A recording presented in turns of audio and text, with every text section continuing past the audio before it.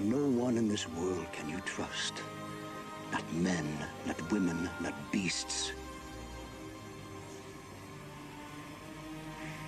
This you can trust. Hello and welcome to another episode of Glory of Golden State Gaming. I'm your host, Swamp Swimmer, and with me today is the Hamburglar to my Ronald McDonald, Henry. How's it going?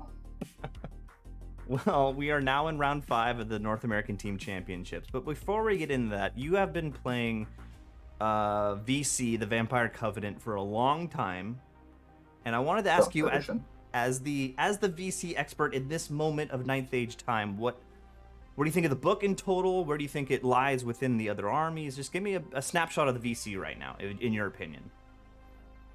So, I personally believe that it is the best non-lab book in the game right now, with the asterisk that it is a book that asks a lot of its player base, and it's not something that's very forgiving to pick up and play. And I think that shows in its numbers, where I think VC is a great book.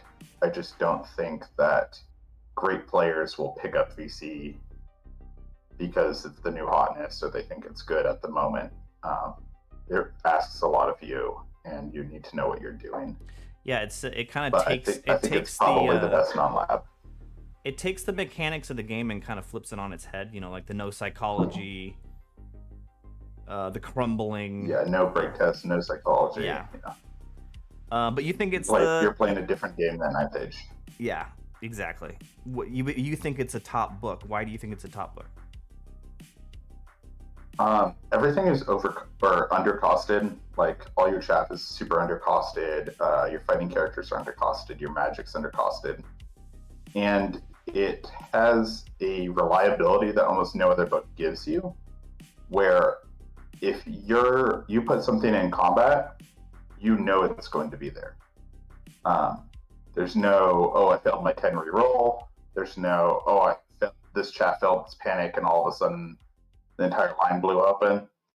If you make a play or make a gambit or do something, you know the outcome before it's happened 90% of the time. Yeah, it takes some of the dice rolling out of it, yeah. Yeah, and the trick with any dice game is to minimize how many dice you roll, or to maximize how many dice you roll. And VC is very good at minimizing the number of dice both players get to roll. Interesting. I like that opinion. I think it's a hot take. But hey, let's get into the battle report. We are in round 5. You just had a small win with an asterisk against Neil, and you get paired into Tim on the Infernal Dwarves. I played Tim before. I played him in SoCal Joust. He's a good guy. Yeah, he was pretty fun, and he also played, I believe, my entire club all weekend. Oh, really? I believe he played Micah, Josh, and Carrie, and then me. So at the start of our game, he was like, you guys really like occultism, and I'm like, only with +6 inch range. We only like occultism with +6 inch range. But every single one of our lists had an occultism master with a way to increase his range. Every single one. So that's not a bad choice. Hey, if you are interested in Henry's list, please click the link right above my head. The first link is the list review video for all the lists of the North American Team Championships. And then the second link right above my head is the round 1 video with Henry, where we go into a little bit deeper dive into his list. But let's talk about Tim's. He's got the Big Prophet General, the Shamut General on the Bull, Master Occultism, Flame of the East, Tablet, and Ring of Desiccation. The big bad guy. He's got the Temple Lamasu with a Potion of Strength, which is interesting. 25 Infernal Blunderbuss guys with Legion Standard. 15 Citadel Guard with Flintlock Axes. 20 Vassal Levies with Spear, Shield, and Bow. 6 Torochanoided. 4 Torochanoided. The 6 with the Infernal Weapon, 4 with the Paired Weapon. A Bastion, which I'm assuming is going in the Blunderbuss unit, and a Kadim Titan with Walking Earthquake. What do you think of this list?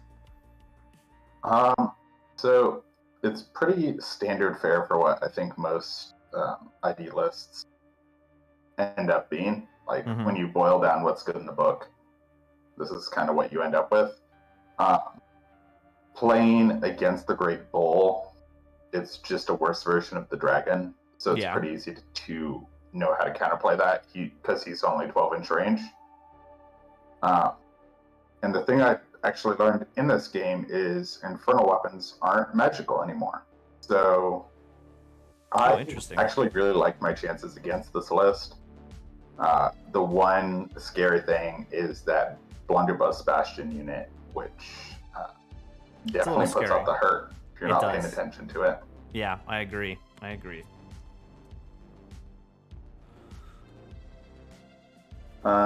So this is just spells. This is the first time the little alchemy necromancer actually didn't take Quicksilver Lash. Okay. Because it's not very good against Infernal Dwarves. But other than that, the exact same spells I've been playing all game. So all the blasts, none of the hexes. Makes sense. All right, so this is half of deployment. Yeah, so this was capture the flags and counter thrust. That's the one where you have to be 20 inches away, right? Yeah. So I got lucky, and I won I lost the roll for side, so it meant I got to deploy first. So that's pretty good for you. Yeah. The dogs and their long dart, as anyone who deploys on the scenario is legally obligated to do. And then he actually went drop for drop with me for quite a while until he realized that he wasn't going to get much valuable information, and then he dropped and actually made me go first, which I think is correct in this matchup. Interesting. Because we're both kind of mid-range, and he's asking me if I want to walk up to the guns, which the answer is more or less no. And then since it's flags, the zombie unit, of course, is wedged into the corner of the board, and the skeletons are hiding in the ruins, because this list only has 3 flags, where everything in this army scores. So. Yeah. And I love his freaking bastion model. Look at that. It's a Necron thing. Yeah, and it's got like these brass bowls, and there's a dwarven prophet on the top. It was funny because we were joking that we had the 2 biggest models at this event, and it wasn't even close, and we're playing on this table, and there's some pictures later on where the dragon's trying to stand next to this bastion. And we were both like, this probably isn't going to work. Like, these models do not fit next to each other. All right, so that's deployment. We don't need to go through every single... Yeah, the Varkalax and the Vampire Knights are on the right. Yeah. The Dark Coach and the Ghosts are on the left. And the only thing that matters is his Kadim and smaller bull unit are on the left of this tower. Does we have a picture the Dark Coach, I like holding up the Kadim for a while. There it is.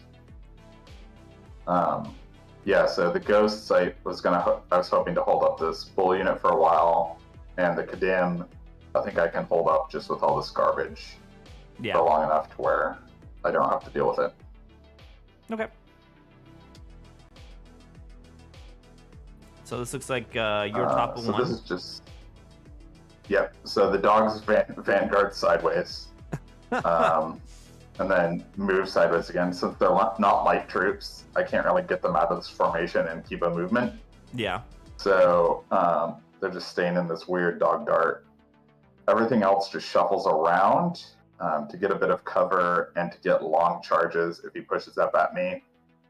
And the Ghosts just shove up because nothing in his army really scares them except for grave calls. So I'm fine with it. Deal with the Ghosts. You just got to get into combat. Yeah, that makes sense. Yeah, I want it. He has no BSB, so I want to give him terror tests if I can. Because even dwarves fail terror. And it looks like on the far left you push up the dogs in front of the Kadim, right? Yeah. So I've got dogs for the Kadim, There and we then go. dogs for the Kadim again. So I've got 4 different shaft pieces for this Kadim when it eventually decides it wants to come and party. And if the bulls want to charge the dogs, great. It means the Kadim's being shafted by one of his own units instead of the one of mine. So it's even better for me. So I'm liking this flank. I'm liking the other one. I'm not liking going first, but what can you do? What can you do? Here we go. This looks like his movement here. Yep. So up comes the literal Death Star. Everything else just kind of shuffles around. I believe with all his shooting was exactly out of range of the dragon. Or he didn't want to go into range of the dragon, which might have been it. He shot and killed 1 horseman, and nothing else really happened. So we're just posturing there because neither person wants to be the one to get blown out. Yep, it makes sense, yeah. Let's see here. And then this is your top of 2. Yeah. So, he also blew up my dog stick, I believe, The dog stick with here. all his other light shooting. Yep, makes sense. So the wraiths come in and the gas come in. The thinking is, I forgot how mobile the blunderbuss unit can be when it has the cart tower in it, and all of a sudden the dragon is being very, very pressured because that much strength 5 shooting will just kill it.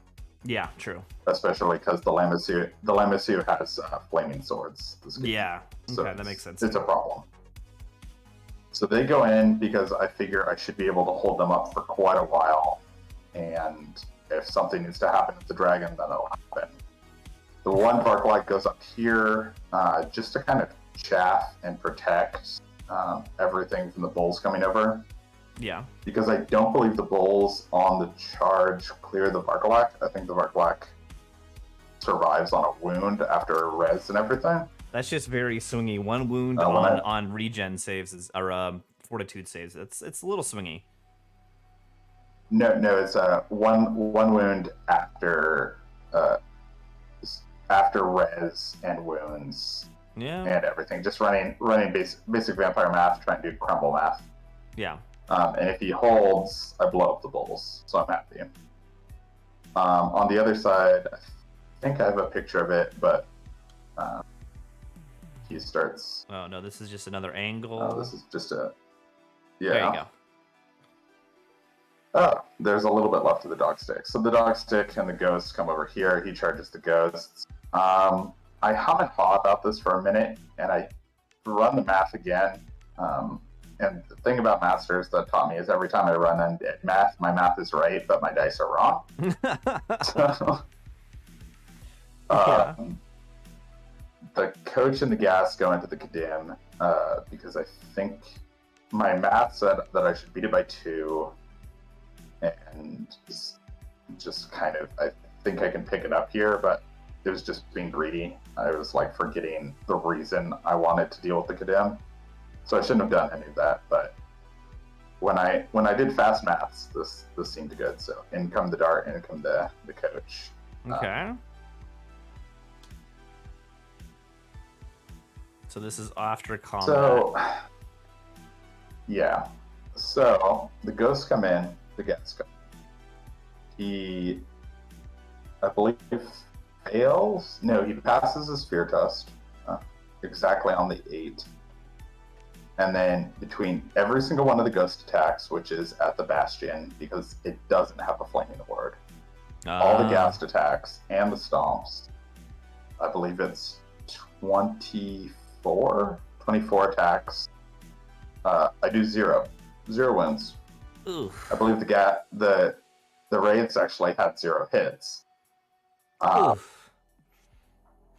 So he does almost nothing to me, but I lose combat by 3 or 4. And That's brutal. I kind of had to just sit there for about 4 minutes and just kind of look at this combat. Because I was like, oh, when I realized how many attacks I had, I was like, oh, I might just break him here because he's an 8-0 reroll. Yeah. Like, this game might just be over. And then I proceeded to do 0 out of like 24. And God damn, that's rough. Now this is a problem. It's not as bad as it could be because I could have just lost it all. That's the downside with undead, is sometimes you lose it all. Yeah, when you whiff it, but you could it's just not poof, great. Yeah, true. Let's see here. And so the Bulls actually beat the Spirit Host on the charge. Oof. Which I think the way the math works, he had to do 3 wounds to me, or 2 wounds. No, he had to do 2 wounds to me to beat me on the charge. No, it's 3. He had to do 3 wounds to me with my 2 up. You rolled the 3 1s, yeah. So, yep, rolled the 3 1s. Bulls reform, get past the dogs, go into the coach. And I think I actually lose the Kadim combat as well. The turn I charged by 1. Yeah, so this is not going well. Yeah. How did he do 0? This is going quite. Yeah. It's not a good start for you, going my quite friend. poorly. Not a good start. He over comes in here. The Bulls come into the Varkalak. Yeah. And the big bull rumps in the back. Yeah, so the big bull is playing footsie with the dragon.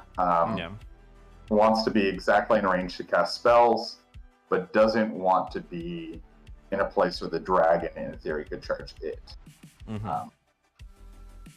Look, even though I believe I told him multiple times, I think I told him the dragon will never charge you, don't worry about it. He kept playing around like maybe the dragon would charge him. And he does 3 wounds to the dragon at this point.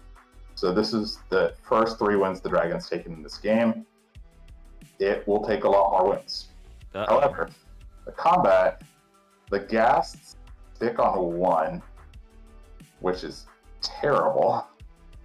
Because now he doesn't have to take a terror touch if the dragon wanted to charge him.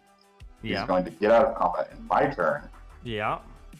So I didn't rob him of a shooting phase or anything. Ugh. But the Varkalak does exactly what I expected it to do. It survives on 1 with 3 wounds taken. And he's done his job. I can ask more from that Varkalak. Oh, jeez. All right. I did not expect that. I think that would hit harder, but that's just me. So what happens here? The Varkalak and the Vampire Knights charge the bull in my turn. The dragon walks over so that the shotgun brick doesn't have a clean charge on it when this guest unit eventually goes away. Yeah. Because at this point, I'm forgetting that every single blunderbuss guy has a shotgun. So I'm like, man, I don't want this unit to charge me, forgetting that it's just going to sit there and shoot me. Yeah. But I start off the magic phase with casting Grave Calls on his bull. And I have 3 different heals. I have Pentagram of Pain and 3 of Ices, so I have 4 heals. Yeah. So he's very focused on the dragon not recovering wounds. So this is the first spell. And he hums and haws about it for a little bit. And he's like, okay, I'm not going to dispel it, but at the end, afterwards, I want you to tell me if it was the right thing to do. And it's like, well, I'll tell you at the end of my magic phase, not after I cast the spell. I was like, okay, number of hits. And of course, double 6s. Yeah. To cast Griff. Yeah. And he's like, oh, well, I guess it was the right thing to do. And I was like, no, I think you were supposed to let the spell go because the average is 7 and I shouldn't kill the bull. But yeah, the bull dies. Oh no. Yeah, so the bull gets turned into putty, and I believe I still managed to muscle through and heal 2 wounds off the dragon. Jesus. Jesus. Yeah. So over here, I don't break the bull centaurs. They do finally kill the other Varkalak, but we blow him up and he sticks on Steadfast.